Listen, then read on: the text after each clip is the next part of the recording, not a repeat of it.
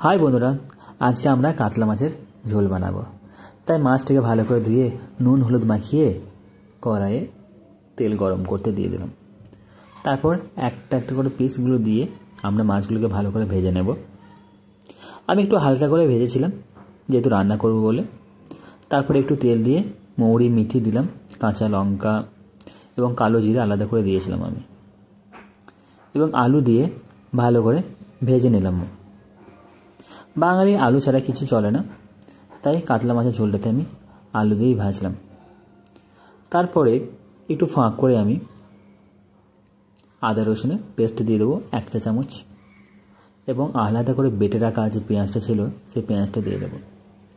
ভালো করে 2 বার মাখিয়ে নেব, একটু এদিক ওদিক করে নাড়াচাড়া করে।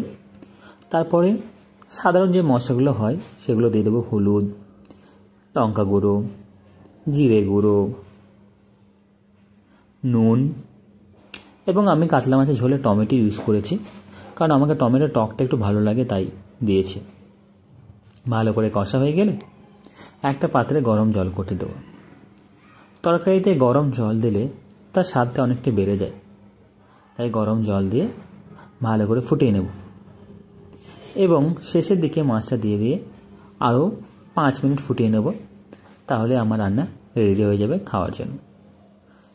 মাছটা দেওয়ার পর রান্নাটাকে বেশি নাড়াবো না, যাতে মাছগুলো পিছু